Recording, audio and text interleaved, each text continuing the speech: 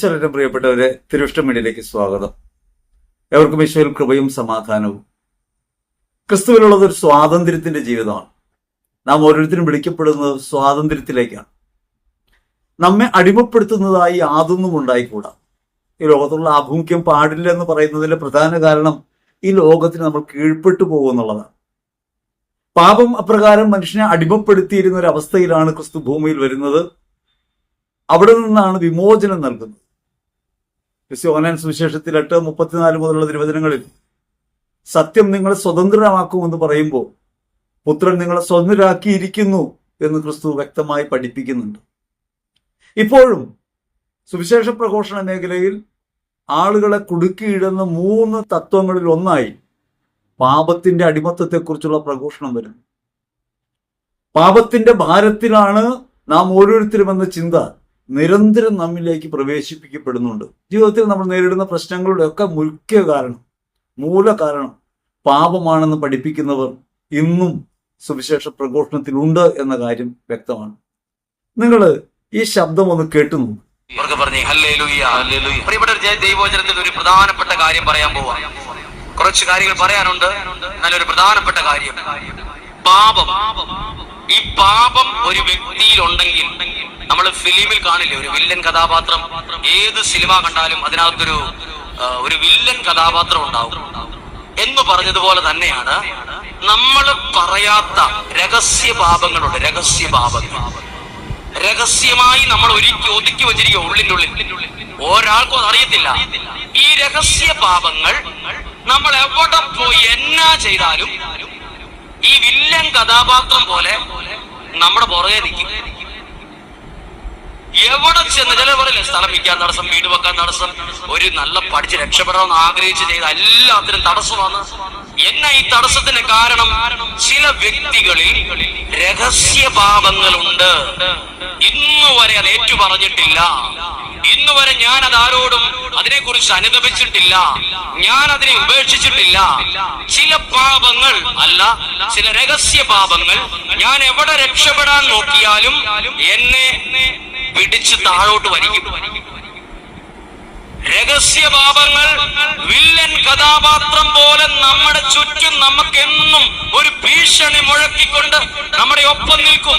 Villain കഥാപാത്രം പോലെ നമ്മൾ എന്തു ചെയ്യുമ്പോഴും ദൈവം നമ്മുടെ കൂടെ നിൽക്കും. ഞാനൊരു വീട് പണിയുമ്പോൾ എന്നിൽ പാപമില്ല, ഞാൻ വിശുദ്ധിയോടെ ഒരു വീട് പണിയുന്നെങ്കിൽ ആ വീട് പണി ദൈവം ഏറ്റെടുക്കും.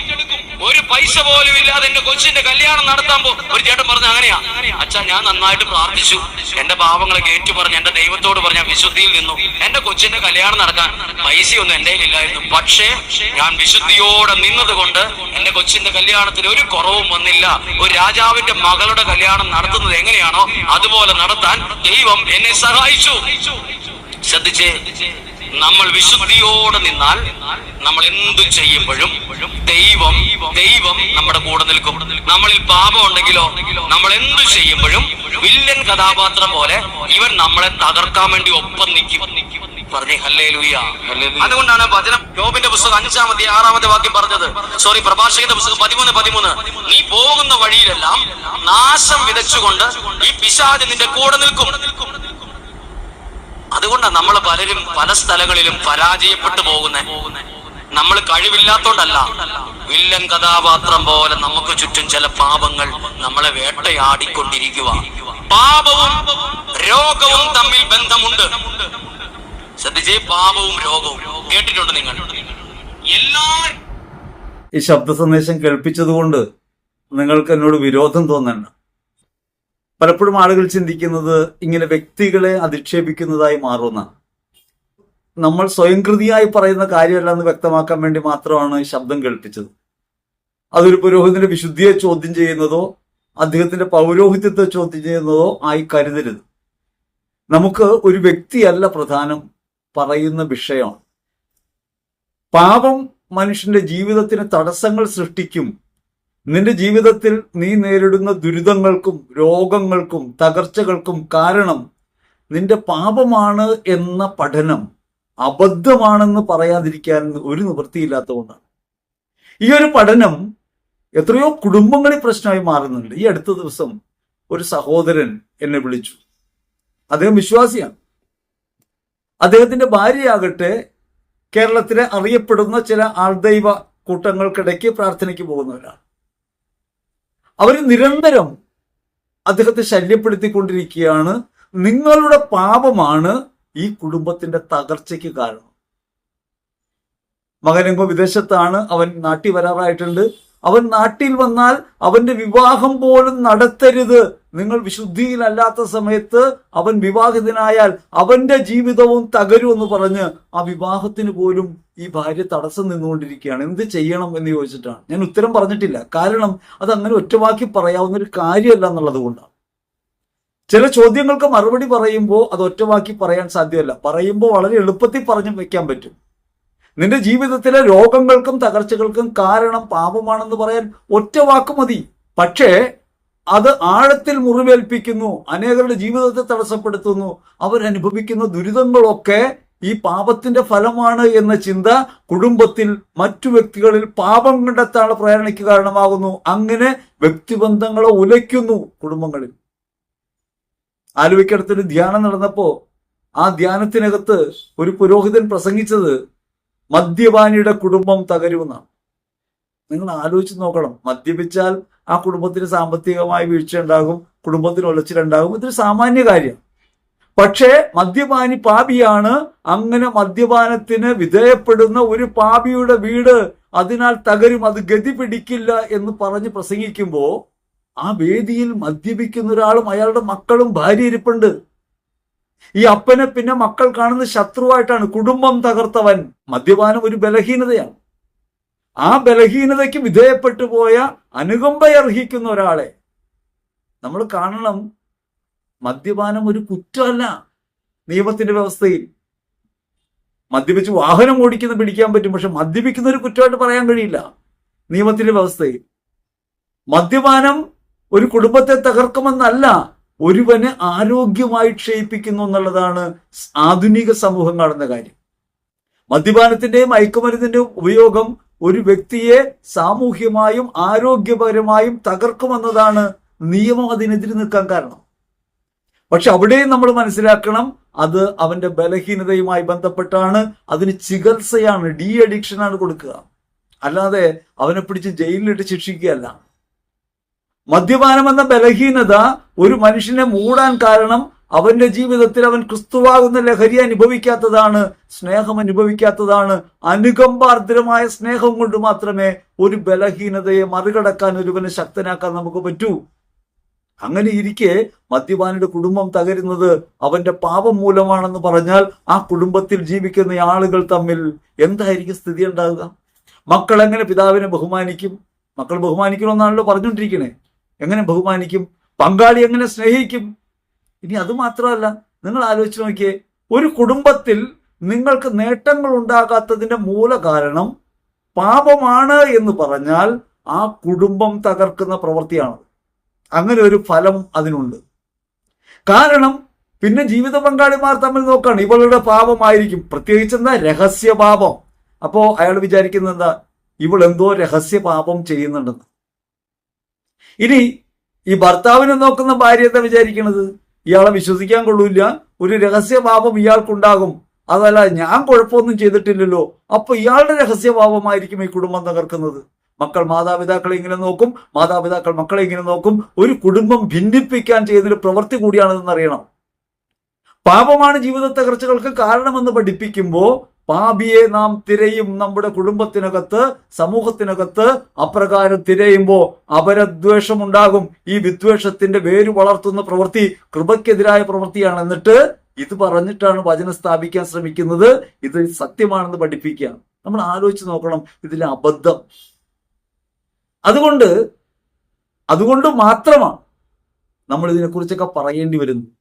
സഭയുടെ സത്യവിശ്വാസവുമായി നേർവിപരീതം നിൽക്കുന്ന ഇത്തരം ചിന്തകൾ വിശ്വാസ സമൂഹത്തിനിടയ്ക്ക് പടർത്തുന്നു. പ്രത്യേകിച്ചും ജീവിത ക്ലേശങ്ങളും ദുരിതങ്ങളും ഉണ്ടാവുമ്പോൾ ഇവയൊക്കെ മാറ്റിത്തരാന്ന് പറഞ്ഞാണല്ലോ ധ്യാനത്തിന് വിളിക്കണേ. അതിനാണല്ലോ ആളുകളെ വിളിച്ചുകൊണ്ടിരിക്കണേ. നിങ്ങളുടെ ജീവിത പ്രയാസങ്ങൾ, നിങ്ങൾ നേരിടുന്ന തകർച്ചകൾ ഞങ്ങൾ ശരിയാക്കി തരാം, നിങ്ങൾ വചനത്തിൽ വിശ്വസിച്ചാൽ മതി. ഇത് കത്തോലിക്ക സഭയ്ക്ക് മാത്രകത്തുള്ള കാര്യമല്ല കേട്ടോ. ചിലരൊക്കെ പ്രഘോഷണം കേൾക്കുമ്പോൾ, സഭയെ വിമർശിക്കുന്നത് കേൾക്കുമ്പോൾ വന്ന് കമന്റ് ചെയ്യുന്നത് കത്തോലിക്ക സഭ ആകെ കുഴപ്പം പിടിച്ച സ്ഥലമാണെന്നാ. കത്തോലിക്ക സഭയ്ക്ക് പുറത്തുള്ള സ്ഥലം എങ്ങനെ? നോട്ടെണ്ണാൻ മിഷ്യൻ മേടിക്കുന്ന 5 മിഷ്യനുകൾ ഞങ്ങൾക്കുണ്ട്. നോട്ടെണ്ണാൻ ചുളിവില്ലാത്ത നോട്ടുകൾ നൽകണം എങ്കിലേ കർത്താവ് അനുഗ്രഹിക്കുന്നു പഠിപ്പിക്കുന്ന സമ്പത്തിന്റെ ദുരാർത്തി പൂണ്ട പ്രഘോഷണങ്ങൾ എത്രയേറെ നമുക്ക് കത്തോലിക്ക സഭ ഇതരമായ ഭാഗങ്ങൾ കേൾക്കാം. നമ്മൾ ആരെയും വിമർശിക്കാത്തത് സാമ്പത്തികമായ ആധിപത്യത്തിന് വിധേയപ്പെടുമ്പോ, സ്വച്ഛയ്ക്ക് വിധേയപ്പെടുമ്പോ മനുഷ്യർ ചെന്നുവിടുന്നൊരു വലിയ പതനമാണിത്. സുവിശേഷ പ്രഘോഷകർ ഏത് സഭാ വിഭാഗത്തിനകത്തായാലും ഏത് ക്രൈസ്തവ സമൂഹത്തിനിടയ്ക്കായാലും ആഴമേറിയ വ്രണമാണെന്ന് തിരിച്ചറിയണം. അതിനെ വിമർശിക്കണം. അതിനു പകരം കത്തോലിക്ക സഭയ്ക്കകത്ത് എന്തോ കുഴപ്പമുണ്ട്, കത്തോലിക്ക സഭയ്ക്കകത്ത് കുഴപ്പമുണ്ടെന്ന് അംഗീകരിക്കുന്നത് ഒരു കുറവായിട്ടല്ല. മാനുഷികമായ പരിമിതികൾ സഭയ്ക്കകത്തുണ്ടെന്നും സഭ നിരന്തരമായ പ്രയാണത്തിലാണെന്നും വിശുദ്ധീകരണത്തിലൂടെ കടന്നു പോകുന്നവളാണ് സഭയെന്നും അങ്ങനെ സ്വർഗീയ സൗഭാഗ്യത്തിൽ എത്തിച്ചേരുമ്പോഴാണ് സഭ സമ്പൂർണ്ണമാകുകയെന്നും വിശ്വാസത്തോടെ പറയുന്നത്. അതല്ലാതെ സഭയ്ക്ക് പുറത്തു നിന്നുകൊണ്ടല്ല, സഭയ്ക്ക് അകത്തു നിന്നുകൊണ്ടാ. എന്റെ പ്രശ്നങ്ങൾ ഞാൻ മനസ്സിലാക്കണം, എന്റെ പ്രശ്നങ്ങളെ ഞാൻ നേരിടണം. അതേപോലെ എന്റെ കൂട്ടായ്മയ്ക്കകത്ത്, എന്റെ സമൂഹത്തിനകത്ത് ഞാൻ നേരിട്ട് കാണുന്ന കാര്യങ്ങളെ വിമർശിക്കുന്നത് അത് ഈ സഭ നശിച്ചു പോകുന്നുവെന്നോ തെറ്റായ കൂട്ടായ്മയാണെന്നോ പറയാൻ വേണ്ടിയല്ല. ഈ പിഴവുകൾ വരുന്നുണ്ട്. എവിടെ നിന്ന് അത് വന്നത്? സമ്പത്തിന്റെ സുവിശേഷം സഭയെ ഇങ്ങനെ വ്യാപകമായി പിടികൂടിയത് എവിടെ നിന്നാ? അത് 1940-കൾക്ക് ശേഷം വന്ന പ്രൊട്ടസ്റ്റന്റ് വ്യൂവിൽ നിന്നാണ്, സമ്പത്തിന്റെ സുവിശേഷത്തിൽ നിന്ന്. അതേപോലെ കരസ്മാറ്റിക് വ്യൂ പലപ്പോഴും ഈ പഴയ നിയമം എടുത്ത് പാപമാണ് രോഗത്തിന്റെ കാരണമെന്നും വിശുദ്ധിയില്ലാത്തവരൊക്കെ നശിക്കുമെന്നും പഠിപ്പിക്കുന്ന ഈ പുതിയ തന്ത്രം എവിടെ നിന്ന് വന്നതാ? ആ പ്രഘോഷണങ്ങൾ എവിടെ നിന്നാ? ശാപവിമുക്തി എവിടെ നിന്നാ ഉണ്ടായത്? ഇതൊന്നും കത്തോലിക്ക സഭയ്ക്കകത്ത് ഉണ്ടായ കാര്യമല്ല, പുറത്തുനിന്ന് കോപ്പി അടിച്ചതാ. ആള് കൂടുന്നത് എവിടെയാണ്? ആള് കൂട്ടാൻ എന്ത് കൊള്ളാമെന്ന് നോക്കിയപ്പോ കത്തോലിക്കെതിരമായ സമൂഹങ്ങൾക്കകത്ത് ആള് കൂടുന്നുണ്ട്. ആള് കൂടുന്നത് ശാപവിമുക്തി നേടാനാണ്. എങ്കിൽ ശാപവിമുക്തി ഇവിടെയും പറഞ്ഞു നോക്കാം, അങ്ങനെ ആളെ കൂട്ടിയാൽ എന്ന് വിചാരിച്ചിട്ടാ. അതിന് ട്രിക്ക് മനസ്സിലാകണം. അതുകൊണ്ട് പ്രഘോഷണം ഏതായാലും കത്തോലിക്ക സഭയ്ക്കകത്ത് നിന്ന് പ്രഘോഷിക്കുമ്പോൾ കത്തോലിക്ക സഭയെ നേരിട്ട് വിമർശിക്കും, സഭയ്ക്കകത്തുള്ള പ്രശ്നങ്ങളെ ഏറ്റുപറയും. അത് വ്യക്തിപരമായ ആത്മാർത്ഥത കൊണ്ടാണ്, നമ്മൾ നിൽക്കുന്ന ഇടത്തെ വിശുദ്ധീകരിക്കണമെന്ന ആഗ്രഹം കൊണ്ടാണ്. അതല്ലാതെ സഭാവിമർശകൻ സഭ ആകെ കൊള്ളരുതാത്ത പറയല്ല. സഭയിൽ വിശുദ്ധാത്മാക്കളുടെ ജീവിതം ഇന്നുമുണ്ട്. ഉത്തമമായ പൗരോഹിത്യം നിർവഹിക്കുന്നവരിന്നുണ്ട്. ഉത്തമമായ സുവിശേഷ മാതൃകകൾ എത്രയേറെ നമുക്ക് സഭയ്ക്കകത്ത് കാണാൻ പറ്റും. ഇപ്പോഴും അങ്ങനെ തന്നെയാണ് സഭ മുമ്പോട്ട് പോകുന്നത്. പക്ഷേ അതേസമയം തന്നെ അശുദ്ധമായ പ്രഘോഷണങ്ങൾ ഉണ്ടാവുന്നു. ഈ പ്രഘോഷണം തെറ്റാണെന്ന് പറയുന്നത് കേവലമായൊരു വ്യക്തിവിരോധം കൊണ്ടോ ഏതെങ്കിലും തരത്തിലൊരു വ്യക്തിയെ താഴ്ത്തിക്കാട്ടാനോ വേണ്ടിയല്ല, നമ്മളാണ് പറയുന്നത് ശരിയെന്ന് പറയാൻ വേണ്ടിയല്ല, സഭ പറയുന്ന പഠനത്തിന് വിരുദ്ധമായി പോകുന്നുണ്ടെന്ന് സൂചിപ്പിക്കാൻ വേണ്ടിയാണ്. കാരണം വിശ്വാസികളായ അനേകർ സാമൂഹ്യ മാധ്യമങ്ങളിലൂടെ ഇത് കേൾക്കുന്നു, അവർ തെറ്റിദ്ധരിക്കുന്നു. അതുകൊണ്ട് മാത്രമാണ് അതിനെക്കുറിച്ച് വ്യക്തമായി ഇങ്ങനെ പറയുന്നത്. അങ്ങനെ നിങ്ങൾ പാപിയാണെങ്കിൽ, രഹസ്യപാപം ചെയ്തിട്ടുണ്ടെങ്കിൽ, പാപം ചെയ്യുന്നവരാണെങ്കിൽ നിങ്ങൾ ആ പാപം ഏറ്റു പറഞ്ഞാൽ നിങ്ങളുടെ വീട് പണി നടക്കും, നിങ്ങളുടെ കല്യാണം നടക്കും. അപ്പൊ ഈ വീട് പണിയാത്തതൊക്കെ ഈ പാപി ആയതുകൊണ്ടാണോ? കത്തോലിക്കർക്ക് മാത്രമാണോ വീടില്ലാത്തത്? കത്തോലിക്കർക്ക് മാത്രമാണല്ലോ കുമ്പസാരം ഉള്ളത്. മാമോദീസ ഉള്ളത് കൊണ്ട് മാമോദീസയെ നവീകരിക്കുന്ന കൂദാശയായിട്ടാണ് കുമ്പസാരം വരുന്നത്. ആ കുമ്പസാരം ഉള്ളത് കത്തോലിക്കർക്കാണ്. ആ കത്തോലിക്കർക്ക് മാത്രമാണോ വീടില്ലാത്തത്? ഇവിടെ ആദിവാസികൾക്ക് വീടില്ലാത്ത പാപം ചെയ്തിട്ടാണോ? സാമൂഹ്യമായും സാമ്പത്തികമായും രാഷ്ട്രീയമായും ഒരു ജനത അനുഭവിക്കുന്ന കെടുതികളുടെ ഭാഗമാണ് വീടില്ലാത്തത്, വീട് പണിയാൻ കഴിയാത്തത്. നിരന്തരം കുമ്പസാരിച്ച വീടുണ്ടാവുമെന്ന് പറയാൻ പറ്റുമോ? കല്യാണം നടക്കുമെന്ന് പറയാൻ പറ്റുമോ? കല്യാണം നടക്കാത്ത എന്തുകൊണ്ടാ? നിങ്ങൾ ആലോചിക്കണം. കത്തോലിക്ക സഭയ്ക്കകത്ത് വിവാഹത്തിന് തടസ്സമായി നിൽക്കുന്ന പ്രധാന വില്ലൻ സ്ത്രീധനാണ്. ഇല്ലെന്ന് പറയാമോ? സ്ത്രീധനം കൊടുക്കാത്തത് കൊണ്ട് നമ്മുടെ സഭയ്ക്കകത്ത്, സമൂഹത്തിനകത്ത് വിവാഹം മുടങ്ങുന്നുണ്ട്. കുടുംബ മാഹാത്മ്യമില്ലാത്തത് കൊണ്ട്, സാമ്പത്തികമായ ഉയർച്ചയില്ലാത്തത് കൊണ്ട്. എന്തേ അതിനെതിരെ നമുക്ക് പറയാൻ പറ്റാത്തെ? സ്ത്രീയെ പങ്കാളിയായി സ്വീകരിക്കുമ്പോൾ അതിന് ഒരു ധനം കൂടെ വരണമെന്ന് വിചാരിക്കുന്നത് എന്ത് നീതിയാണ്? രാജ്യത്തിന്റെ നിയമം പോലും സ്ത്രീധനത്തെ നിരോധിച്ചിരിക്കെ നമ്മുടെ സമൂഹത്തിനകത്ത് സ്ത്രീധനം കൊടികുത്തി വാഴുന്നില്ലേ? അപ്പൊ അത്തരം കാര്യങ്ങളെക്കുറിച്ച് ചിന്തിക്കാതെ, സാമൂഹ്യമായും സാമ്പത്തികമായും രാഷ്ട്രീയമായുള്ള കുഴപ്പങ്ങളെ കുറിച്ച് പറയാതെ, വ്യക്തികളുടെ പാപമാണ് വിവാഹം നടക്കാത്തതെന്ന് പറയുമ്പോൾ ഒന്ന് ആലോചിച്ച് നോക്കിയേ. ഒരു പെൺകുട്ടിയുടെ വിവാഹം നടക്കുന്നില്ല വീട്ടിൽ, അവൾക്കൊരു 10-28 വയസ്സായെന്നിരിക്കട്ടെ, അവൾ വളരെ വേദനയോടെ നിരാശയോടും കൂടി ഇരിക്കുകയാണ്. അപ്പോ ഈ പെൺകുട്ടി വിചാരിക്കണം ഈ മാതാപിതാക്കളുടെ രഹസ്യഭാവം കൊണ്ടാണ് എന്റെ കല്യാണം നടക്കാത്തത്. ഒന്ന് ആലോചിച്ച് നോക്കിയേ, വേദനാജനെ കാണാം. ഇനി മാതാപിതാക്കൾ കരഞ്ഞു പ്രാർത്ഥിക്കണം ഈ പെങ്കൊച്ചിന്റെ രഹസ്യഭാവം മൂലമാണ് കല്യാണം നടക്കാത്തത്. എങ്ങനെയായിരിക്കും നമ്മൾ അവരെ കാണുക? മറ്റുള്ളവർ ചെയ്യുന്ന പാപം ഈ ലോകത്ത് ഇപ്രകാരം കെടുതികൾ ഉണ്ടാക്കുന്നു എന്ന് പറഞ്ഞാൽ 800 കോടിയിലധികം വരുന്ന ഈ ജനത അനുഭവിക്കുന്ന ദുരിതങ്ങൾ, ഇന്ത്യയിലെ 40% പേർ അനുഭവിക്കുന്ന പട്ടിണി എന്നിന്റെ ഫലമാണ്. അപ്പൊ നമ്മള് പാപമാണ് ഭൗതികതയുടെ വിനാശത്തിന് കാരണമെന്ന് പറയുന്ന, ജീവിത ദുരിതങ്ങൾക്ക് കാരണമെന്ന് പറയുന്ന അബദ്ധ സിദ്ധാന്തം മാറ്റണം. പണ്ട് ഗാന്ധി അങ്ങനെ പറയുന്നുണ്ട്, ബീഹാറിൽ ഭൂകമ്പം ഉണ്ടായത് അയിത്തം ആചരിക്കുന്നതുകൊണ്ടാണെന്ന് പറയുന്നുണ്ട്. ഇങ്ങനെ ലഘൂകരിച്ച് കാണരുത്. സാമൂഹ്യ പ്രശ്നത്തെ സാമൂഹ്യമായിട്ട് കാണണം, രാഷ്ട്രീയ പ്രശ്നത്തെ രാഷ്ട്രീയമായിട്ട് കാണണം. ഒരു രാജ്യത്ത് സംഭവിക്കുന്ന കെടുതികളുടെ ബാധ്യതയൊക്കെ സാധാരണക്കാരൻ അനുഭവിക്കുന്നുണ്ട്. അതുകൊണ്ട് പാവപ്പെട്ടവനൊക്കെ പാപം ചെയ്തുകൊണ്ടാണോ പാവപ്പെട്ടവനായിരിക്കുന്നത്? പണം ഉണ്ടാക്കാൻ കഴിയാത്തത്, ജീവിതത്തിൽ അവൻ ഉയരാത്തത് പാപം ചെയ്തിട്ടാണോ? ദരിദ്രന്റെ മേൽ ഇങ്ങനെ ആക്ഷേപം ചെയ്യരുത്. കഷ്ടത അനുഭവിക്കുന്നതിന് നേരെ ഇങ്ങനെ പാപത്തിന്റെ മുഖം വെച്ചു കൊടുക്കുന്ന ഈ പ്രകൃതം ഉണ്ടല്ലോ, അത് അപലപനീയമായൊരു കാര്യമാണ്. അതുകൊണ്ടാണ് പറയുന്നത്, വേദനിക്കുന്നവനെയും കഷ്ടപ്പെടുന്നവനെയും രോഗിയെയും കൂടെ അറിയാവുന്നത് കൊണ്ടാണ്. ജീവിത ദുരിതങ്ങൾ അനുഭവിക്കുന്ന മനുഷ്യന്റെ വ്യാകുലങ്ങൾ തൊട്ടറിയാവുന്ന തരത്തിൽ അവരോടൊപ്പം ജീവിക്കുന്നതുകൊണ്ടാണ് നിങ്ങളോട് പറയുന്നത്. അത് ആര് പറഞ്ഞാലും അബദ്ധമാണ്. അങ്ങനെ ദരിദ്രനെ അവഹേളിക്കരുത്. ദുഷ്ടന്റെ മേലും ശിഷ്ടന്റെ മേലും നീതിമാന്റെ മേലും നീതിരഹിതന്റെ മേലും സൂര്യനെ ഉദിപ്പിക്കുന്ന ദൈവം നിങ്ങളുടെ ഭൗതിക ആവശ്യങ്ങളെ തടഞ്ഞുകൊണ്ടല്ല നിങ്ങളെ മാനസാന്തരത്തിലേക്ക് വിളിക്കുന്നത്. ക്രിസ്തു കുരിശിൽ അർപ്പിതമായി കൊണ്ടാണ് സഭ ആധുനിക ലോകത്ത് ക്രിസ്തുവിന്റെ ഈ ജീവാർപ്പണത്തെ ജീവിതം വഴി വെളിപ്പെടുത്തിക്കൊണ്ടാണ്. അതുകൊണ്ട് വിശ്വാസം കേൾവിയിൽ നിന്ന്, കേൾവി ക്രിസ്തുവിനെ കുറിച്ചുള്ള പ്രഘോഷണത്തിൽ നിന്നും അങ്ങനെയാവണം. ഇവിടെ വിശ്വാസത്തിലേക്കല്ല നയിക്കപ്പെടുന്നത്, അന്ധവിശ്വാസത്തിലേക്കാണ്. നമ്മൾ പലപ്പോഴും ഒരു കാര്യം പറയാറുണ്ട്, 3 കാര്യം പറഞ്ഞിട്ടാണ് ഈ ധ്യാനക്കാര് ആളുകളെ പറ്റിക്കുന്നത്. ഞാൻ ധ്യാന ശുശ്രൂഷകൾക്കെതിരായിട്ട് പറയല്ല കേട്ടോ. ഈ ധ്യാനക്കാർ എന്ന് പറഞ്ഞത് ഇങ്ങനെ പറയുന്ന ആളുകളെ കുറിച്ചാ. 3 കാര്യം പറഞ്ഞിട്ടാ. ഒന്ന്, നിങ്ങൾക്ക് എന്തും കിട്ടും കർത്താവിനോട് ചോദിച്ചാൽ, അതാണ് ഒന്നാമത്തെ പ്രയോഗം, വ്യാമോഹിപ്പിക്കും. രണ്ടാമത്, നിങ്ങളുടെ കുഴപ്പങ്ങൾക്കൊക്കെ കാരണം നിങ്ങളെയോ നിങ്ങളുടെ തലമുറയുടെ പാപമാണ്, അങ്ങനെ പറഞ്ഞ് അടിമപ്പെടുത്തും. മൂന്നാമത്, ചെകുത്താൻ ചുറ്റുകൊണ്ട് സൂക്ഷിച്ചു നിൽക്കണമെന്ന് പറഞ്ഞ് പേടിപ്പിക്കും. നിങ്ങൾക്ക് എന്തേ ഇങ്ങനെയല്ലാതെ ക്രിസ്തു സ്നേഹമാണ് എന്ന പരമാർത്ഥം പറഞ്ഞുകൊണ്ട് സുവിശേഷത്തിലേക്ക് വിളിക്കാൻ പറ്റുന്നില്ല. നിന്റെ കുറവുകളും അയോഗ്യതകളും ക്ഷമിക്കുന്ന ഒരുവനുണ്ട്, അവന്റെ മുറിവുകൾ നിനക്ക് വേണ്ടിയാണ്, അവൻ നിനക്ക് വേണ്ടി മരിച്ചു, അതിനാൽ നീ വിഷമിക്കേണ്ട, അവന്റെ സന്നിധിയിൽ നിനക്ക് സ്വീകാര്യതയുണ്ട് എന്ന് പറഞ്ഞ് പഠിപ്പിക്കാത്തത് എന്താ? അതല്ലേ ലോകത്തോട് പറയേണ്ടത്? സകല ജനത്തിനും വേണ്ടി നൽകപ്പെട്ട സുവിശേഷം അതല്ലേ? ആ സുവിശേഷത്തെ മറച്ചു വെച്ചുകൊണ്ട് ആളുകളെ ഇങ്ങനെ അന്ധകാരത്തിന് അടിമത്തത്തിലേക്ക് കൊണ്ടുപോകുന്നതിന്റെ ഉദ്ദേശം എന്താ?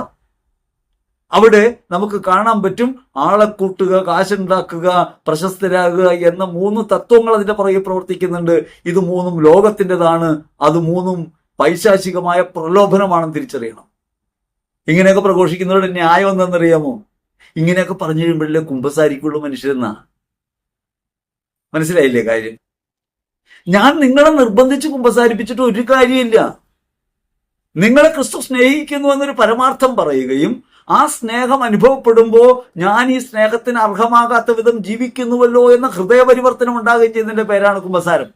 അവിടെയാണ് കുമ്പസാരം വിജയിക്കുക. മിസ്റ്റർ മരിയ ജോൺ വിയാനി തന്റെ ഇടവകയിൽ, ആഴ്സല ഇടവകയിൽ പ്രസംഗിക്കുകയാണ്.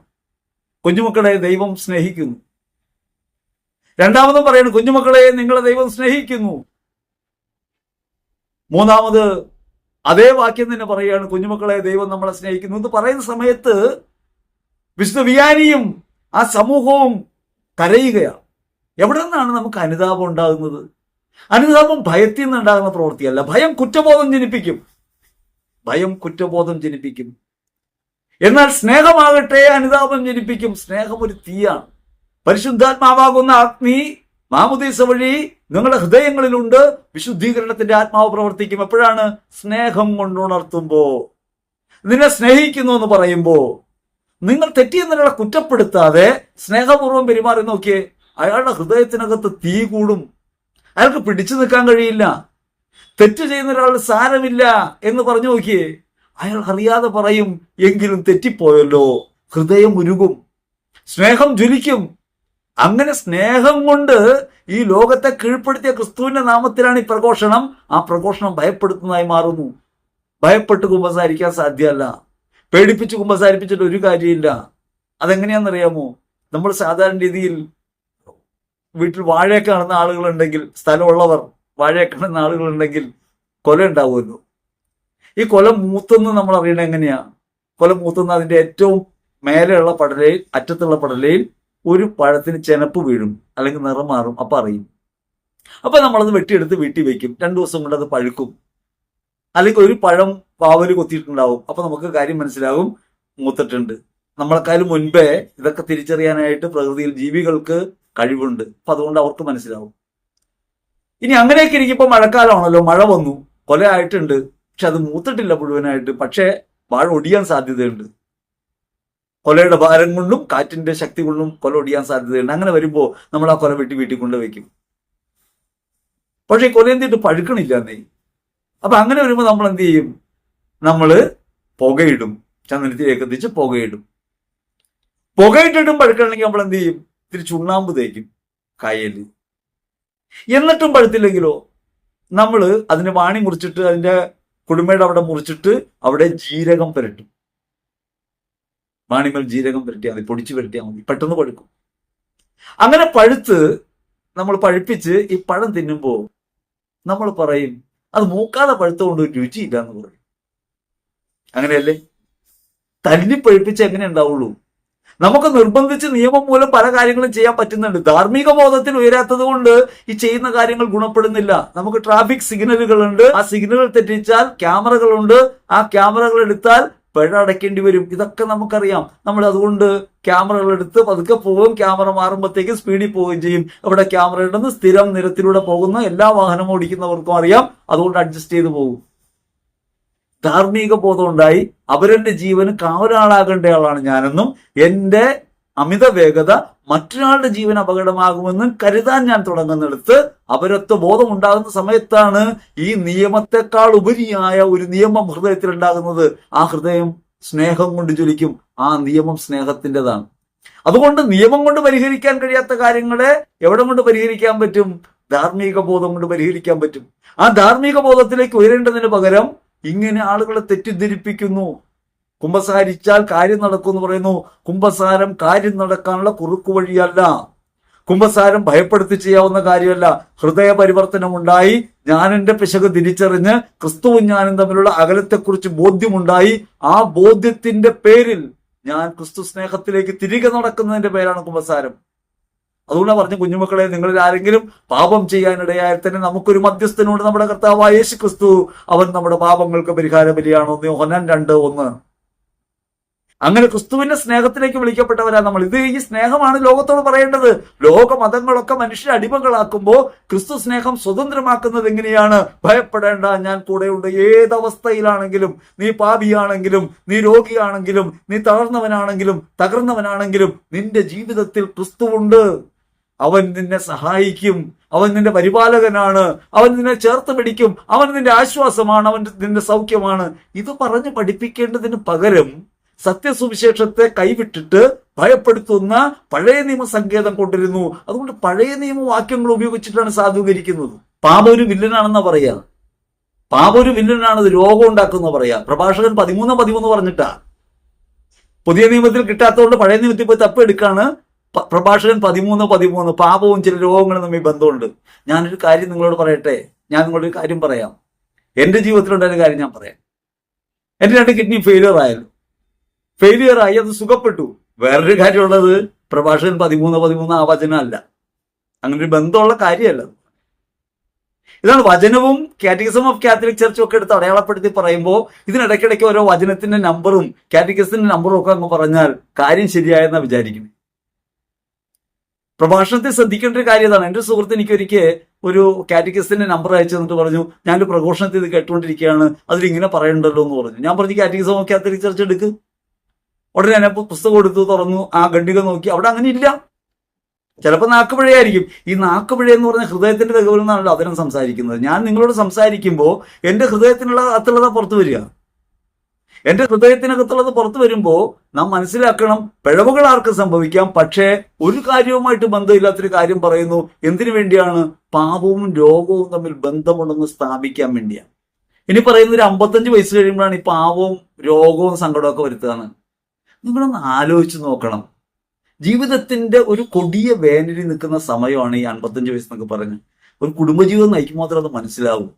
ഉത്തരവാദിത്തങ്ങളൊക്കെ വന്ന് എല്ലാം കൂടി ഭാരമായി നിൽക്കുന്ന, ഉത്കണ്ഠകളും ഭാരങ്ങളൊക്കെ നിറഞ്ഞ അനേകം മാതാപിതാക്കളുണ്ട്. മക്കൾ ഒരു നിലയിലെത്തിയില്ല, കാര്യങ്ങളൊന്നും മുമ്പോട്ട് പോകുന്നില്ല, സാമ്പത്തികം കുറയുന്നു, ജീവിത ചെലവുകൾ ഏറുന്നു, കാര്യങ്ങളൊന്നും ചെയ്യാൻ പറ്റുന്നില്ല, മക്കളെ കല്യാണം കഴിപ്പിക്കാൻ പറ്റുന്നില്ല, പഠിച്ച മക്കൾക്ക് ജോലിയായില്ല, വ്യഥകളുടെ ലോകത്ത് ജീവിക്കുന്ന മനുഷ്യരാ. ആ മനുഷ്യരോട് പറയാണ്, നിങ്ങളുടെ പാപം കൊണ്ടാണ് ഈ 55 വയസ്സ് കഴിയുമ്പോൾ രോഗവും സങ്കടവും ഒക്കെ വരുന്നെന്ന് പറഞ്ഞാൽ, നമ്മുടെ രോഗങ്ങളും സങ്കടങ്ങളും ഒക്കെ ക്രിസ്തുവിൽ നേട്ടമാണെന്ന് പഠിപ്പിക്കാൻ, നമുക്കുണ്ടാകുന്ന തകർച്ചകളും അസ്വസ്ഥതകളൊക്കെ ക്രിസ്തുവിനോടൊന്നു ചേരാനുള്ള അവസരങ്ങളാണ്, അവ ക്രിസ്തുവിനെ അറിയാനുള്ള അനുഭവിക്കാനുള്ള അവസരങ്ങളാണ്. നിങ്ങൾ ഈ പറയുന്ന രോഗങ്ങളൊക്കെ നിങ്ങളുടെ ജീവിതത്തിലെ പാപം കൊണ്ടാണെന്ന് പറഞ്ഞാൽ 55 വയസ്സ് വരെ പാപം എടുത്ത് പെട്ടിക്കകത്ത് വെച്ച് പൂട്ടിയിരുന്നു. 55 വയസ്സ് വരെ പാപത്തിന്റെ കെട്ടൊക്കെ എടുത്ത് പെട്ടിക്കകത്ത് വെച്ച് മൂടിയിട്ട് 55 വയസ്സ് കഴിയുമ്പോൾ ഡിസ്ട്രിബ്യൂട്ട് ചെയ്യാനായിട്ട് ഇതെന്താണ്? ഫിക്സഡ് ഡെപ്പോസിറ്റോ പാപത്തിന്റെ? അല്ല, അങ്ങനെ പൂർത്തിയാകുമ്പോഴാണല്ലോ കിട്ടുക. 55 വയസ്സാകുമ്പോഴാണ് ഈ ഫിക്സഡ് ഡെപ്പോസിറ്റ് പൂർത്തിയാവണേ. എന്താ പഠിപ്പിക്കണേ? നമ്മളിത് ചോദിക്കുമ്പോൾ നിങ്ങൾ മനസ്സിലാക്കേണ്ടത്, ഒരു തെറ്റിദ്ധാരണയിൽ നിന്ന്, അബദ്ധത്തിൽ നിന്ന് ജനം മോചിതമാകണമെന്ന വിചാരത്തിൽ പറയുന്നതാണ്.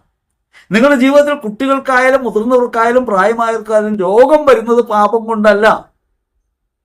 പാപം രോഗകാരണമാണെന്ന് പറയുന്ന അബദ്ധ പ്രബോധനമാണ്. ഇനി പാപവും രോഗവും തമ്മിലുള്ള ബന്ധത്തെക്കുറിച്ച് പറയാൻ വേണ്ടിയിട്ട് വിശുദ്ധ മത്തായി സുവിശേഷത്തിൽ 9-ാം അധ്യായത്തിൽ 2 മുതൽ 8 വരെയുള്ള തിരുവചനങ്ങൾ, ആ വചനം എടുത്തിട്ടാണ്. ഈ വചനഭാഗം പലപ്പോഴും തെറ്റിദ്ധരിപ്പിക്കപ്പെടുന്ന ഒരു വചനഭാഗമാണ്. യഹൂദ വിശ്വാസം രോഗത്തിന്റെ കാരണം പാപമാണെന്നാണ്. അത് യഹൂദ വിശ്വാസം മാത്രമല്ല കേട്ടോ, ലോകത്തുള്ള പല മതങ്ങളും നിങ്ങളുടെ പ്രശ്നങ്ങൾക്കൊക്കെ കാരണം നിങ്ങളുടെ കയ്യിരിപ്പാണെന്ന് പറയുന്നതാണ്. അങ്ങനെ അളന്നു തൂക്കിയാൽ ഈ ലോകത്ത് ഒരുത്തരും രക്ഷപ്പെടാൻ പറ്റില്ല. കാരണം എല്ലാവരിലും പാപമുണ്ട്. പാപം എന്ന് വെച്ചാൽ ക്രിസ്തു സ്നേഹത്തിന് വിരുദ്ധമായ ജീവിതമുണ്ട്. നമ്മൾ ഒരു വശത്ത് ശരിയാക്കി വരുമ്പോൾ വേറെ സ്ഥലത്ത് വീണു പോകും. നമ്മളിങ്ങനെ പരിശ്രമിച്ചുകൊണ്ടിരിക്കുകയാണ്. അതാണ് സമരസഭ എന്ന് പറയുന്നത്. അപ്പൊ മനസ്സിലാക്കേണ്ടത്, ഈ പറഞ്ഞ വിശുദ്ധ മത്തായി സുവിശേഷത്തിന്റെ ജനക്കൂട്ടം അത് യഹൂദരാണ്. ആ യഹൂദരാകട്ടെ ക്രിസ്തുവിൽ ഒരു കുറ്റം കണ്ടുപിടിക്കാൻ വേണ്ടിയുള്ള ശ്രമത്തിലുമാണ്. ഈ യഹൂദ ജനതയുടെ മധ്യത്തിൽ പാപം ക്ഷമിക്കാൻ തനിക്ക് അധികാരമുണ്ടോ എന്ന് വെളിപ്പെടുത്താൻ വേണ്ടി യേശു ഒരു അടയാളം പ്രവർത്തിക്കുന്ന രംഗമാണ് വിശുദ്ധ മത്തായി ശ്ലീഹ വിവരിക്കുന്നത്. യഹൂദ വിഭാഗത്തോടാണ് വിശുദ്ധ മത്തായി ശ്ലീഹ ഈ സുവിശേഷം എഴുതുന്നത് എന്ന കാര്യം കൂടി ഓർക്കണം. അപ്പൊ മത്തായി ശ്ലീഹ പറയുന്നത്, അവിടെ യേശു കഫർനാമിലെ വീട്ടിൽ, കഫർനാമ് യേശുവിന്റെ പട്ടണം എന്നാ പറയുക, കാരണം നസറത്തിൽ നിന്ന് വന്ന് കഫർനാമിൽ പാർത്തു. അപ്പോൾ കഫർനാമാണ് യേശുവിന്റെ നഗരം, പട്ടണം. അപ്പൊ അവിടെ താമസിക്കുമ്പോൾ ഒരു വീട്ടിൽ യേശു പ്രസംഗിച്ചുകൊണ്ടിരിക്കുകയാണ്. യഹൂദ ഭവനങ്ങളൊക്കെ ശ്രദ്ധിക്കണം, ഒരൊറ്റ വാതിലും, വേറെ വഴികളൊന്നും ഉണ്ടാവില്ല. അപ്പൊ ഇവിടെ അകത്ത് കയറാനിട്ട് ഒറ്റ മാർഗവും, അവിടെ നിറച്ച ആളുകൾ ഇരിക്കുക. നമ്മുടെ നാട്ടില് ഈ TV വന്ന കാലത്ത് അങ്ങനെ ഉണ്ടായിരുന്നു. വീട്ടുകാരെക്കാൾ കൂടുതൽ നാട്ടുകാർ കയറിയിരിക്കുന്ന ഒരു പ്രവൃത്തി ഉണ്ടായിരുന്നു. ഈ ബോബനും മുകളിൽ കാർട്ടൂൺ വരും, അത് ഈ മച്ചു പൊളിച്ചിട്ട് ഇറങ്ങുന്നതാണ്. കാരണം മുമ്പിലുള്ള വഴിയൊന്നും അവർക്ക് കയറി പോകാൻ പറ്റില്ല. അപ്പൊ അങ്ങനെ ചുറ്റും ആളുകൾ നിറഞ്ഞിരിക്കുമ്പോ ഒരു തളർവാദ രോഗിയെ ശയ്യയോടുകൂടി 3-4 പേർ ചേർന്ന് മേൽക്കൂര പൊളിച്ച് താഴേക്കിറക്കും. അങ്ങനെ താഴേക്കിറക്കുമ്പോൾ അവരുടെ വിശ്വാസം കണ്ട്, ആരുടെ വിശ്വാസം? തളർവാദ രോഗിക്ക് വിശ്വാസം ഏറ്റു പറയാനായിട്ട് എന്തില്ല? സെൻസില്ല, ഏറ്റു പറയുന്നില്ല. അയാളുടെ ശയ്യോട് താഴെ ഇറക്കുമ്പോഴത്തേക്കും ഈ താഴെ ഇറക്കുന്നവരുടെ വിശ്വാസം കണ്ടിട്ട് യേശു തളർവാദ രോഗിയോട് പറഞ്ഞു, നിന്റെ പാപങ്ങൾ ക്ഷമിക്കപ്പെട്ടിരിക്കുന്നു. ഇത് കേട്ടപ്പോ ഈ യഹൂദ സമൂഹത്തിന് ആകെ അസ്വസ്ഥതയായി. കാരണം അത് അവരുടെ കുറ്റമല്ല, ദൈവം മാത്രമാണ് പാപം ക്ഷമിക്കുന്നവൻ. അങ്ങനെ പാപം ഒരാൾ ക്ഷമിക്കുന്നു എന്ന് പറഞ്ഞാൽ അയാൾ ദൈവമായി മാറും. അപ്പോൾ അയാൾ ദൈവദൂഷണമാണ് പറയുന്നത്. അതുകൊണ്ടൊരു മുറുമുറുപ്പുണ്ടായി. അപ്പൊ അവരെ രൂക്ഷമായി നോക്കിക്കൊണ്ട് യേശു അവരോട് പറഞ്ഞു, ഭൂമിയിൽ മനുഷ്യന്റെ പാപങ്ങൾ ക്ഷമിക്കാൻ മനുഷ്യപുത്രന് അധികാരമുണ്ട് എന്ന് നിങ്ങൾ അറിയേണ്ടതിനാണിത്. എന്നിട്ട് യേശു തളർവാദ രോഗിയോട് പറഞ്ഞു, കിടക്കയും എടുത്തു പോകുക. അപ്പൊ പെട്ടെന്ന് ലോജിക്ക് എങ്ങനെയാന്ന് വെച്ചാൽ, പാപം ക്ഷമിച്ചപ്പോൾ രോഗം മാറിയല്ലോ എന്ന്. അങ്ങനെയല്ല. ഭൂമിയിൽ പാപങ്ങൾ ക്ഷമിക്കാൻ മനുഷ്യപുത്രന് അധികാരമുണ്ട് എന്ന് നിങ്ങൾ അറിയേണ്ടതിനാണിത്. എന്നിട്ട് പറഞ്ഞു, കിടക്കയും എടുത്ത് വീട്ടിലേക്ക് പോവുക. അവൻ എഴുന്നേറ്റ് കിടക്കയും എടുത്ത് പോയി. ഇതിലെന്താ വെളിപ്പെടുന്നത്? പാപം ക്ഷമിച്ചു എന്നതിന്റെ ഭൗതിക അടയാളമായിട്ട് അവനെ സൗഖ്യപ്പെടുത്തി. അതിനു പകരം പാപം ക്ഷമിച്ചപ്പോഴാണ് അവന്റെ രോഗം സുഖപ്പെട്ടെന്ന് വിശ്വസിച്ചാലോ? തലതിരിച്ചും വിശ്വസിക്കാം. ഇപ്പോഴുള്ള ഈ വിശ്വാസം തലതിരിഞ്ഞ വിശ്വാസമാണ്. യേശു എന്തിനാണ് ഭൂമിയിൽ അത്ഭുതങ്ങളും അടയാളങ്ങളും ചെയ്തത്? ലാസറിനെ ഉയർപ്പിച്ചതിന് വേണ്ടിയാ? ലാസറിന്റെ പാപം ക്ഷമിക്കാൻ വേണ്ടിയാണോ? അല്ല, അവിടെ വേറൊരു റീസണാണ്. അവിടെ എന്താണ്? താൻ ഉദ്ധിതനാകും, മരണത്തിന്റെ മേൽ അധികാരമുള്ളവനാണ് എന്ന് പറയാൻ വേണ്ടിയാണ് ലാസറിനെ വിളിച്ചെഴുന്നേൽപ്പിക്കുന്നത്.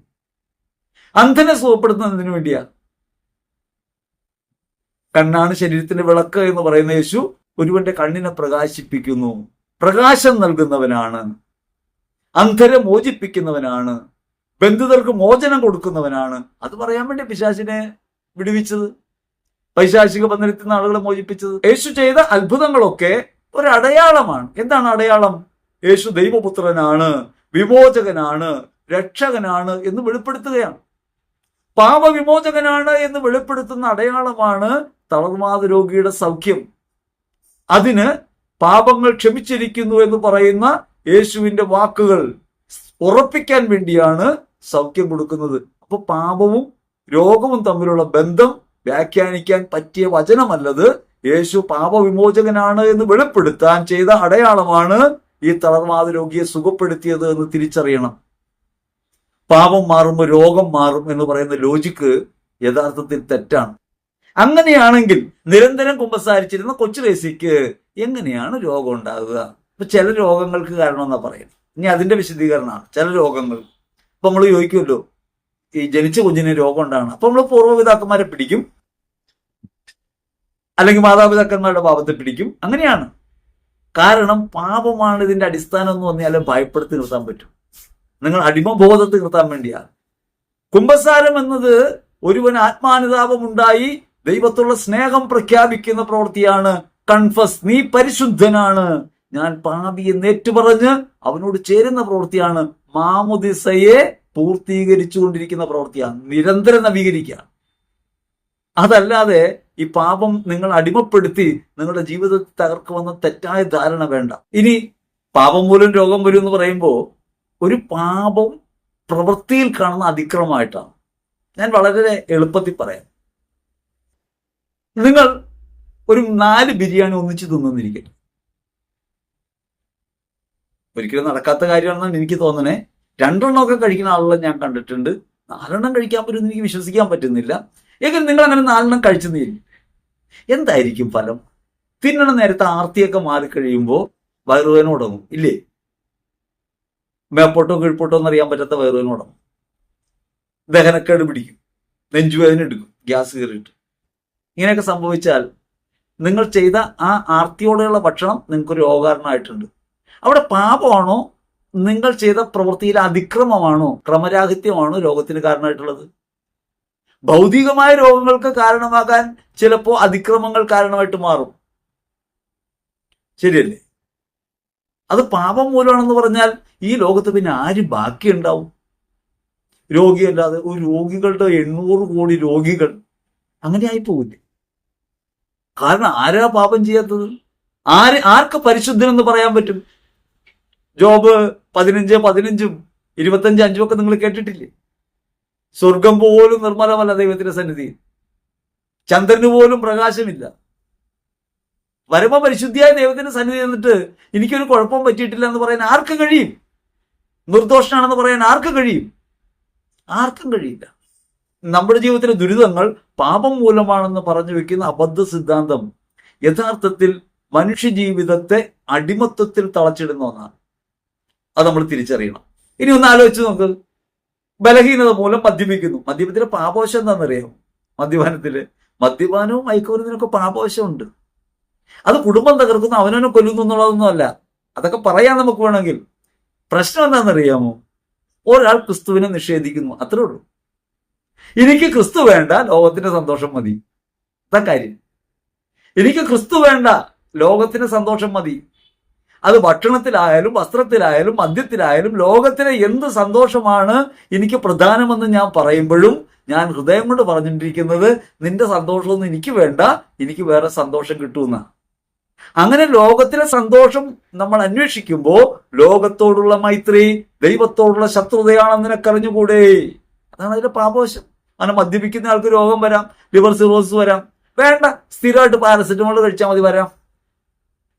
അപ്പോ പാപത്തിന്റെ മൂലമാണ് ലിവർ ക്യാൻസർ വരുന്നതെന്ന് പറഞ്ഞാൽ ഒരിക്കലും മദ്യം തൊട്ടിട്ടില്ലാത്ത ആൾക്കും വരാം. ഇടയ്ക്കിടയ്ക്ക് പനി വരുമ്പോഴൊക്കെ പാരസെറ്റമോൾ വാരിത്തിന് ഇത്ര ഉണ്ടായിരുന്നുള്ളൂ കുഴപ്പം. അതുകൊണ്ട് നമ്മൾ മനസ്സിലാക്കേണ്ടത്, പാപം എന്ന് പറയുന്ന ഈ കാര്യങ്ങൾ, അതിന്റെ ബാഹ്യ പ്രവൃത്തികൾ ശാരീരികമായ കെടുതികൾക്ക് കാരണമാകും. അതും പാപം മൂലം രോഗം എന്നത് കൂട്ടിക്കുഴയ്ക്കരുത്. പാപം ആത്മാവിനെ സംബന്ധിക്കുന്ന ഒരു വിഷയമാണ്. ശരീര മനസ്സുകൾ പാപത്തെ ജയിക്കാൻ വേണ്ടി തന്നിട്ടുള്ള ഉപകരണങ്ങളാണ്. ശരീര മനസ്സുകളിലൂടെ പാപം ചെയ്യുമ്പോൾ ആത്മാവുമായുള്ള ബന്ധത്തിൽ അകൽച്ചയിലാണ്. ആത്മാവിന് സൗഖ്യം കൊടുക്കുന്ന ഒരു കാര്യമാണ് കുമ്പസാരം. ആത്മാവിന് സൗഖ്യം കൊടുക്കുന്നു. ആത്മാവിന് സൗഖ്യം കൊടുക്കുമ്പോൾ സത്യപ്രകാശത്തിലേക്ക് വരുന്നു, മനസ്സ് ക്രിസ്തുവിൽ ഉറയ്ക്കുന്നു. മനസ്സ് ക്രിസ്തുവിൽ ഉറയ്ക്കുമ്പോൾ മാനസികമായ തകർച്ച മാറുന്നു, വിശ്വാസം ഉറയ്ക്കുന്നു. നിങ്ങൾക്ക് ശാരീരിക സൗഖ്യവും ഉണ്ടാകാം. സൗഖ്യത്തിന്റെ കൂതാശ എന്നാണ് കുമ്പസാരത്തെ വിളിക്കുന്നത്. അത് തെറ്റായ പ്രബോധനമല്ല. കാരണം നിങ്ങളെ സമ്പൂർണമായി സൗഖ്യപ്പെടുത്തണമെങ്കിൽ ശാരീരിക രോഗസുഖം ഉണ്ടായാൽ പോരാ. ഒരു ധ്യാന ശുശ്രൂഷയിൽ അത്ഭുതം നടന്ന് രോഗം മാറിപ്പോയാൽ പോരാ. നിങ്ങൾ കുമ്പസാരം വഴി ആത്മാവിന്റെ വിശുദ്ധീകരണത്തിലേക്ക് എത്തണം. ആത്മശരീരങ്ങളുടെ ഏകകമാണ് മനുഷ്യൻ. അതുകൊണ്ട് ആത്മാവിൽ രോഗിയായിരിക്കുന്ന പാപം മൂലം പ്രണീതമായ ഹൃദയമുള്ള ഒരാൾക്ക് സ്വസ്ഥമായിരിക്കാൻ കഴിയില്ല. അതുകൊണ്ട് പാപമാണ് നിങ്ങളുടെ രോഗം ഉണ്ടാക്കുന്നത് പറയരുത്. പാപം മൂലം നിങ്ങൾക്ക് ദൈവത്തിൽ നിന്ന് അകലമുണ്ടാകുന്നു. ദൈവവുമായുള്ള അകലം യഥാർത്ഥത്തിൽ നമ്മളെ തളർത്തുന്നു. വിശ്വാസത്തിൽ ഉറയ്ക്കാൻ കഴിയുന്നില്ല. ക്രിസ്തുവിന് സ്നേഹം അനുഭവിക്കാൻ കഴിയുന്നില്ല. നമ്മുടെ മനസ്സ് ലോകത്തെ അന്ധകാരത്തിലേക്ക് തിരിയുന്നു. ഈ അന്ധകാരത്തിലായി പോകുമ്പോൾ, അജ്ഞതയിലായി പോകുമ്പോൾ, നിരാശയിലായി പോകുമ്പോൾ, ഭയത്തിലായി പോകുമ്പോൾ നമ്മുടെ രോഗങ്ങൾ, ശാരീരികമായ രോഗങ്ങൾ മൂർച്ഛിക്കാം. അതുകൊണ്ട് ശാരീരിക രോഗങ്ങൾ പാപത്തിന്റെ ഫലമാണെന്ന് പറയരുത്. എത്രയേറെ പേർ അജ്ഞാത കാരണങ്ങളാൽ രോഗികളാവുന്നു. നിങ്ങൾ വേറെ ഒന്നും ആലോചിക്കേണ്ട. ഈ കൊറോണ സമയത്ത് എത്രയോ പേരാണ് രോഗികളായത്. ജാതിയും മതവും നോക്കിയിട്ട, ക്രിസ്തുവിനെ അറിയാത്ത നോക്കിയിട്ട. രോഗം പടരുന്നതിന് കാരണം എന്താണ്? അത് ഭൗതിക പ്രശ്നമാണ്. ആ ഭൗതിക പ്രശ്നത്തെ നേരിടേണ്ട ആത്മീയ വഴി എന്താണ്? നിന്റെ രോഗം ദൈവമഹത്വത്തെ വെളിപ്പെടുത്താനുള്ളതാണെന്ന ബോധ്യമാണ്. വിശ്വാസത്തിന്റെ വഴി അതാണ്. അതുകൊണ്ട് ഈ രോഗം മരണകാരണമല്ല, അവസാനമല്ല എന്ന് വിശ്വസിക്കാനും ക്രിസ്തുവിൽ ആശ്രയിക്കാനും കഴിയും. 1 പത്രോസ് 2:24 അവന്റെ മുറിവിനാൽ നിങ്ങൾ സൗഖ്യമുള്ളവരാക്കപ്പെട്ടിരിക്കുന്നു. യഥാർത്ഥ സൗഖ്യം ആത്മാവിന് വേണ്ടതാണ്. യഥാർത്ഥ സൗഖ്യം പ്രധാനമായും സുഖവാസനയിൽ നിന്നുള്ള സൗഖ്യമാണ്. ചൂട് സഹിക്കാൻ പറ്റുന്നില്ല. ഈ സഹിക്കാൻ പറ്റുന്നില്ല എന്ന് പറയുന്നത് ഒരു സുഖവാസനയുടെ ഭാഗമായിട്ടാണ്. അപ്പൊ അതിനെക്കുറിച്ച് പറയുന്നതിന് മുമ്പ് ഇനി തുടർന്നു വരുന്ന ഭാഗങ്ങളെ കുറിച്ച് കൂടി ചിന്തിക്കാം. രഹസ്യപാപങ്ങളാണ് വില്ലൻ എന്നാ പറയാം. രഹസ്യപാപങ്ങൾ, അങ്ങനെ ഒരു പാപമുണ്ടോ? രഹസ്യപാപം എന്ന് പറയുമ്പോൾ ചില ആളുകളുടെ മുഖം ഇപ്പോഴേ ചുളിയെന്ന് എനിക്കറിയാം.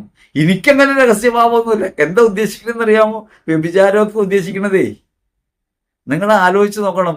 പാപത്തിന് ഇങ്ങനെ ഒരു ക്ലാസിഫിക്കേഷൻ കത്തോലിക്ക സഭ നൽകുന്നില്ല. അതാ പ്രധാന വിഷയം. കാറ്റക്കിസം ഓഫ് കാത്തലിക് ചർച്ച് 1846 മുതൽ 1876 വരെ പാപത്തെക്കുറിച്ചുള്ള വിചിന്തനങ്ങൾ സഭ നൽകുമ്പോൾ അവിടെ ഒരിടത്തും പരസ്യ രഹസ്യ പാപങ്ങൾ പറയുന്നില്ല. പരസ്യപാപിയായിട്ട് യഹൂദരുടെ ആളുണ്ടായിരുന്നു, ചുങ്കക്കാരൻ. ചുങ്കം പിരിക്കണേ ഉള്ളൂ, പരസ്യപാപിയ. നമ്മുടെ നാട്ടിലാണെങ്കിൽ ഇപ്പൊ പറയുമ്പോൾ മദ്യവ്യവസായ പരസ്യപാപിയാണെന്ന് പറയേണ്ടി വരും. പക്ഷെ ഒരാൾ ആത്മാവിന്റെ സ്ഥിതി നമുക്കറിയാമോ? അയാൾ ക്രിസ്തുവിനെ എത്രത്തോളം മനസ്സിലാക്കിയിട്ടുണ്ടെന്ന് നമുക്കറിയാമോ? നമ്മൾ ഒരാൾ പണത്തോടുള്ള ആർത്തി മൂലം കൊള്ളപ്പലിശയ്ക്ക് പണം കൊടുത്തുകൊണ്ടിരിക്കുക. നമ്മൾ വിചാരിക്കണം ഇയാൾ പരസ്യപാപിയാണല്ലോ. ആണോ? നമുക്ക് ഉറപ്പുണ്ടോ? അയാൾ ഏതവസ്ഥയിലാണെന്ന് നമുക്കറിയാമോ? അയാളെ ഭരിക്കുന്ന ഓർമ്മ എന്താണ്, വിചാരം എന്താണെന്ന് നമുക്കറിയാമോ? അയാളുടെ ദൈവാനുഭവത്തെക്കുറിച്ച് നമുക്കൊരു ധാരണയുണ്ടോ? നമുക്കറിയില്ലല്ലോ ഒരാളുടെ ഉള്ളിനെ. നമ്മൾ എങ്ങനെ ഒരാളെ വിധിക്കും? ഒരാൾ മദ്യപിച്ച് വരുമ്പോ ഇവനൊരു പാപിയാണ് എന്ന് നമ്മൾ മനസ്സിൽ വിധിക്കുകയാണ്. നിങ്ങൾ ആലോചിച്ച് നോക്കിയേ. യഥാർത്ഥത്തിൽ എന്താണ് അതിന്റെ കാരണമെന്നും എവിടെയാണ് അയാളുടെ തളർച്ചയെന്നും വല്ലതും നമുക്ക് മനസ്സിലായിട്ടുണ്ടോ? ഞാൻ ഒരിക്കൽ സംഭാഷണ മധ്യേ പറഞ്ഞിട്ടുള്ളതാണ്. എറണാകുളത്ത് നിന്ന് ഒരു ഓട്ടോറിക്ഷ കയറിയ സമയത്ത് ഇയാൾ പുറകിലേക്ക് തിരിഞ്ഞു നോക്കിയിട്ട് ചോദിച്ചു, എവിടെയാ പോഴേന്ന് ചോദിച്ചു. ഞാനന്ന് വിശ്വാസത്തിലേക്ക് വന്ന ആദ്യ നാളുകളാണ്. എനിക്ക് ഭയങ്കര വിഷമമായി. ദൈവമേ, ഒരു കുടിയന്റെ വണ്ടിയിലാണല്ലോ പള്ളിക്ക് പോകാൻ കയറേണ്ടി വന്നേ എന്ന് വിചാരം. അയാൾ വണ്ടി മുമ്പിലേക്ക് എടുത്തു. അപ്പൊ ഞാൻ കണ്ണങ്ങുന്നത് പള്ളിയിൽ പോകാനാന്ന് പറഞ്ഞു. വണ്ടി ഓടിക്കൊണ്ടിരിക്കുക. അങ്ങനെ ഓടിക്കൊണ്ടിരിക്കുമ്പോൾ അയാളുടെ കാര്യം പറഞ്ഞു, ഞാൻ വെള്ളം അടിച്ചിട്ടില്ല കേട്ടോ. വീണ്ടും കുഴഞ്ഞ വർത്താനം പറയണേ. അയാൾ പറഞ്ഞു അയാൾക്കൊരു രോഗമാണ്. അയാൾ പോക്കറ്റിൽ ചീട്ടിട്ടിട്ടുണ്ട്, അതെടുത്ത് കാണിച്ചു. ഇതിങ്ങനെ ഇട്ടിട്ടുണ്ട് ഞാൻ. ഇടയ്ക്ക് പോലീസുകാർ പിടിക്കും, വണ്ടിയിൽ നിന്ന് ഇറങ്ങി ഞാൻ ആടുകയും ചെയ്യും മദ്യപിച്ച ആളെ പോലെ. എന്നിട്ട് അയാൾ പറഞ്ഞത് ഒരു രോഗമാണ്, അത് ഗുളിക കറക്റ്റ് ടൈമിന് കഴിച്ചില്ലെങ്കിൽ നാവ് കുഴയും. എനിക്ക് തന്നെ പലപ്പോഴും BP കുറഞ്ഞു പോകുമ്പോൾ സംഭാഷണ മധ്യേ കുഴച്ചിൽ വരാറുണ്ട്. സംഭാഷണത്തിനിടയ്ക്ക്, പ്രസംഗത്തിനിടയ്ക്കൊക്കെ വരാറുണ്ട്. ചില വാക്കൊന്നും പറയാൻ പറ്റില്ല. റിഡംഷനിസ്റ്റ് എന്ന് എനിക്ക് പറയാൻ പറ്റില്ല. വിഴം എന്നായിപ്പോ. നമുക്കൊരാളെ വിധിക്കാൻ കഴിയുമോ? അയാളത് പറഞ്ഞു കഴിഞ്ഞപ്പോൾ എനിക്കുണ്ടായ സങ്കടം എന്താണെന്നറിയാം. കാണുന്നവരെയൊക്കെ തെറ്റുകാരാണെന്ന് പറയുന്ന ആ കഠിനമായ പരിസയന്റെ മനോഭാവം അത് എന്നെ മൂടുന്നുണ്ടല്ലോ, ക്രിസ്തു വിരുദ്ധമാണല്ലോ എന്ന ചിന്ത എനിക്കുണ്ടായത്. നമുക്ക് ഒരാളും വിധിക്കാൻ കഴിയില്ല. പിന്നെ അങ്ങനെ പരസ്യ രഹസ്യഭാവികൾ ഉണ്ടാവണേ? കത്തോലിക്ക സഭ പഠിപ്പിക്കാത്ത ഈ ക്ലാസിഫിക്കേഷൻ എവിടെ നിന്ന് എടുത്തുകൊണ്ടുവന്നതാ? ഇത് പഴയ ബോധത്തിൽ നിന്നാ, ഇത് യഹൂദ മതബോധത്തിൽ നിന്നാ, ലോകമതങ്ങളുടെ പ്രാചീന മതങ്ങളുടെ ബോധത്തിൽ നിന്ന് പരസ്യ രഹസ്യഭാവങ്ങളെ കുറിച്ചുള്ള പഠനങ്ങൾ കൊണ്ടുവന്ന് കത്തോലിക്ക സഭയുടെ പഠനത്തിനകത്ത് കുത്തിക്കയറ്റുന്ന പ്രവൃത്തി യഥാർത്ഥത്തിൽ എന്തിനു വേണ്ടിയുള്ളതാ? അത് നിങ്ങൾ പാപികളാണെന്നും നിങ്ങൾ അടിമകളാണെന്നും പറയാൻ വേണ്ടിയാണ്. ഞാൻ നിങ്ങളോട് പറയുന്നു, നിങ്ങൾ സ്വതന്ത്രരാണ്. നിങ്ങൾ ഏത് തെറ്റ് ചെയ്യുമ്പോഴും നിങ്ങൾ എവിടെയായിരിക്കുമ്പോഴും നിങ്ങളോട് കൂടെയാണ് കർത്താവ്. രഹസ്യമായ പാപം പരസ്യമായ പാപം എന്ന പാപമില്ല. നിങ്ങൾ ക്രിസ്തുവുമായി അകലത്തിലാകുന്നുണ്ടോ വ്യക്തിപരമായി? അതാണ് പാപം. ആ പാപാവസ്ഥ നിങ്ങളുടെ ആത്മാവിന്റെ പ്രകാശം കെടുത്തും, നിങ്ങളുടെ ഹൃദയത്തെ അസ്വസ്ഥമാക്കും. ക്രിസ്തുവുമായി സ്നേഹം പുനരൈക്യമുണ്ടാകുമ്പോൾ, അവന്റെ ബന്ധത്തിലായിത്തീരുമ്പോൾ നിങ്ങളുടെ ഹൃദയം സമാധാനത്തിലാകും. നിങ്ങളുടെ ഹൃദയം സമാധാനത്തിലാകുമ്പോൾ നിങ്ങളുടെ ശരീര മനസ്സുകൾക്ക് അത് അനുഭവിക്കാൻ കഴിയും. എന്നാൽ നിങ്ങളുടെ ശരീര മനസ്സുകൾ അനുഭവിക്കുന്ന രോഗങ്ങളുടെയും ദുരിതങ്ങളുടെയും കാരണം നിങ്ങൾ ചെയ്യുന്ന പാപങ്ങളല്ല. അങ്ങനെ പാപത്തിന് തക്ക സമയത്ത് അടികൊടുത്ത് ശിക്ഷിക്കുന്ന ഒരു ദൈവമല്ല നമ്മുടെ ദൈവം.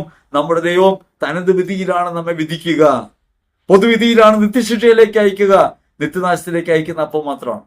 അതുകൊണ്ട് ഈ ലോകത്തുണ്ടാകുന്ന ദുരിതങ്ങളെയും രോഗങ്ങളെയും തകർച്ചകളെയും നിങ്ങൾ ഭയപ്പെടേണ്ട. അതല്ല കുമ്പസാരത്തിന് കാരണമായിട്ട് മാറേണ്ടത്.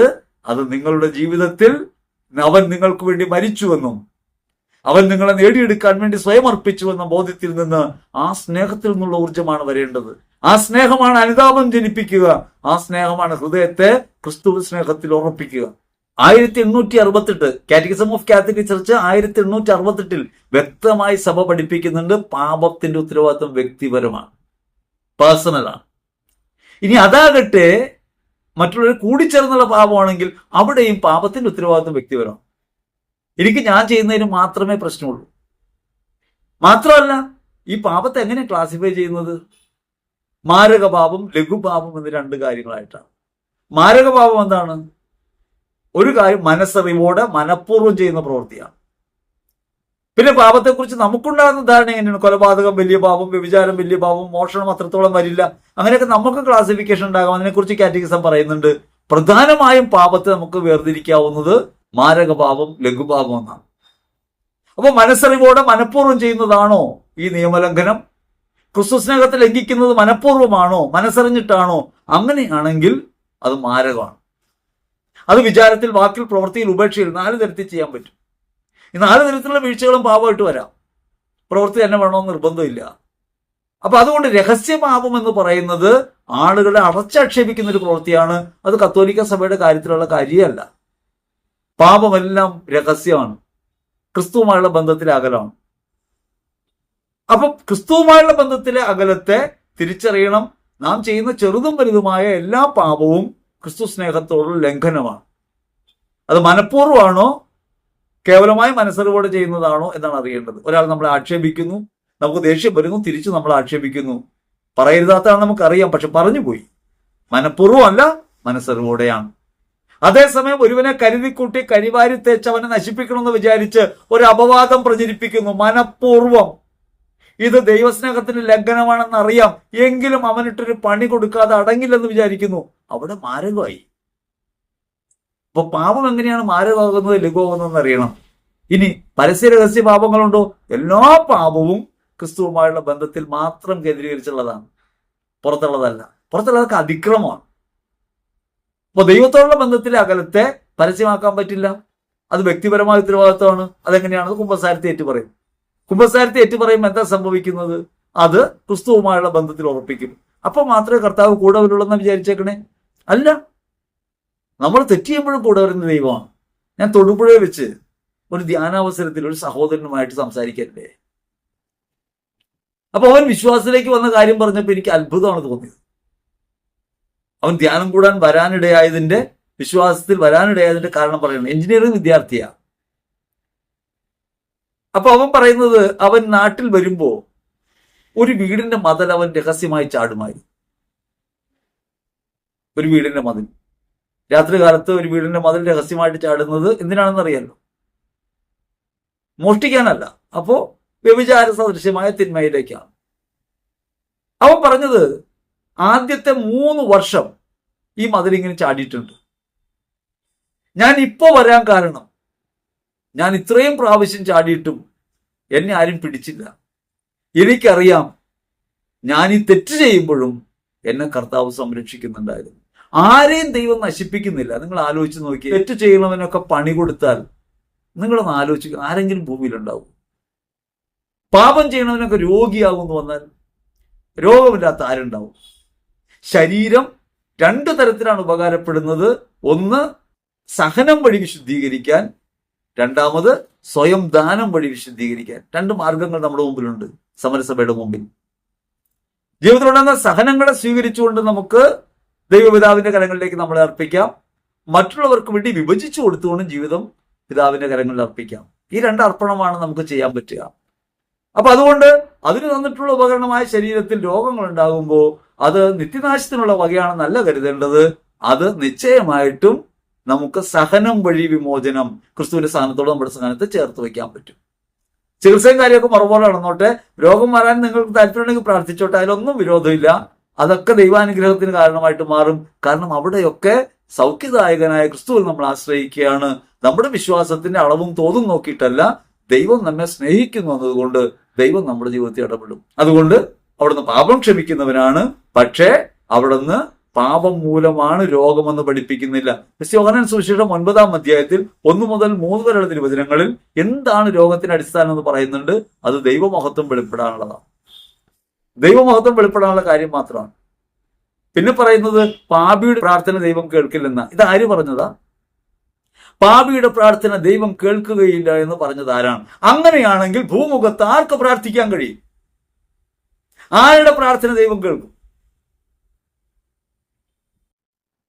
നിങ്ങൾ ആലോചിച്ച് നോക്ക്, ആരുടെ പ്രാർത്ഥന ദൈവം കേൾക്കും? പാപിയുടെ പ്രാർത്ഥന ദൈവം കേൾക്കില്ല. എവിടെ പറഞ്ഞാന്നറിയാമോ? യോഹന്നാൻ സുവിശേഷം 9-ാം അധ്യായം 31-ാം തിരുവചനം. ആര് പറഞ്ഞതാ? സൗഖ്യപ്പെട്ട അന്ധൻ പറഞ്ഞതാ. ആരോടാ പറഞ്ഞത്? യഹൂദരോടാണ്. ഇവന്റെ സൗഖ്യത്തിൽ അന്ധൻ, ജന്മന അന്ധനായ ഇവരെ സൗഖ്യപ്പെടുത്തിയ യേശുവിന്റെ പ്രവൃത്തിയെ നിഷിക്കാൻ വേണ്ടി, യേശുവിനെ കുറ്റം വിധിക്കാൻ വേണ്ടി ഈ അന്ധനോട് ചോദിക്കുകയാണ്, കാഴ്ച കിട്ടിയപ്പോ നിനക്ക് കാഴ്ച കിട്ടിയത് എങ്ങനെയാണ്? അപ്പോ ഇങ്ങനെ നസ്രസ്സുകാരനായ ഒരുവൻ തുപ്പല് കൊണ്ട് മണ്ണ് കുഴച്ച് എന്റെ കണ്ണി പുരട്ടിയിട്ട് സീലോഹായി പോയി കഴുകാൻ പറഞ്ഞു. ഞാൻ പോയി കഴുകി, എനിക്ക് കാഴ്ച ഉണ്ടായി. അപ്പൊ പാപിയായ ഒരുത്തനെ ഇങ്ങനെ ചെയ്യാൻ കഴിയുമോ എന്ന് അവൻ ചോദിക്കുകയാണ്. എന്നിട്ട് അവൻ യഹൂദരോടൊരു മറുചോദ്യം ചോദിക്കുകയാണ്.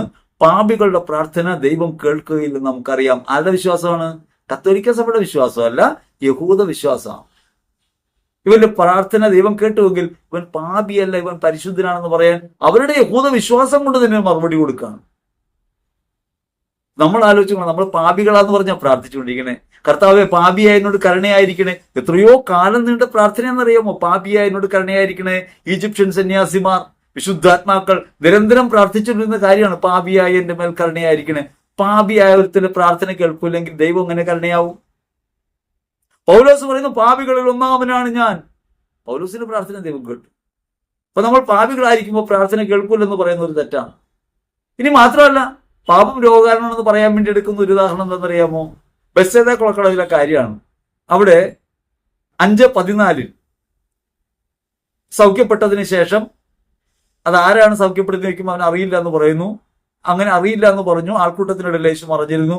അവൻ വ്യക്തമായി ക്രിസ്തുവിന് അപ്പോഴും മനസ്സിലാക്കിയില്ല. അത്ഭുതം പ്രവർത്തിച്ചു, അടയാളം കാട്ടി, പക്ഷെ അവന് കാര്യം ബോധ്യമായില്ല.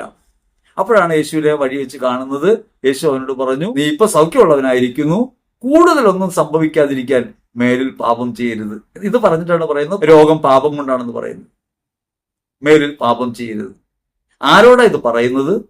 38 വർഷം തളർവാദം പിടിച്ച് ഈ കുളക്കടവിൽ, ബെത്സേദ കുളക്കടവിൽ സൗഖ്യത്തിനായി കാത്തുകിടന്ന ഒരുവനോടാണ്.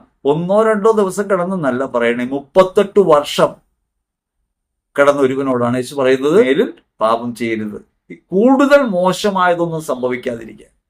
അപ്പൊ ഈ സംഭവിച്ചത് മോശമല്ല. കൂടുതൽ മോശം എന്താ? നിത്യനാശം.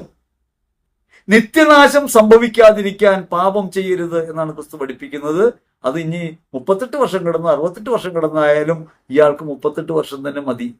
നിങ്ങൾ ആലോചിച്ച് നോക്കിയേ, നമുക്ക് ഒരു 10 കൊല്ലം കിടന്നാലാണോ 20 കൊല്ലം കിടന്നാലാണോ വിഷമമുണ്ടോ? 10 കൊല്ലം കിടക്കുമ്പോഴേ പണി തീർന്നു.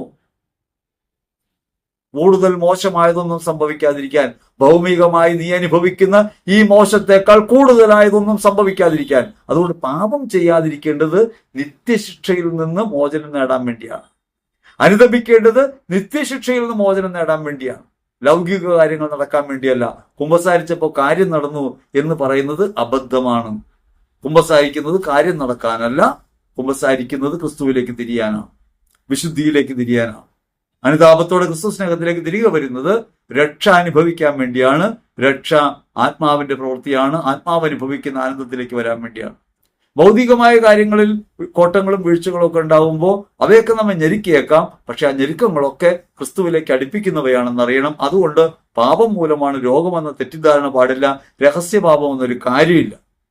അതുകൊണ്ട് യേശുവിൽ ഏറ്റവും പ്രിയപ്പെട്ടവരെ, രോഗത്തെ ഭയന്നിട്ടല്ല കുമ്പസാരിക്കേണ്ടത്, നിങ്ങളുടെ തകർച്ചകളെ ഓർത്തല്ല കുമ്പസാരിക്കേണ്ടത്. ക്രിസ്തുവുമായുള്ള അകലത്തെക്കുറിച്ച് ഓർക്കണം. ക്രിസ്തുവുമായുള്ള അകലത്തെക്കുറിച്ച് ഓർത്ത് കുമ്പസാരിക്കണം. പാപം ഏറ്റുപറയണം, വിശുദ്ധി പ്രാപിക്കണം. ആത്മാവിൽ സൗഖ്യം ഉണ്ടാവുമ്പോൾ നമുക്ക് ബലം ഉണ്ടാവും. ഏത് രോഗത്തെയും ജയിക്കാനുള്ള മനോബലം കിട്ടും. ഏത് പ്രതിസന്ധിയെയും തകർക്കാനുള്ള ആത്മവിശ്വാസം കിട്ടും.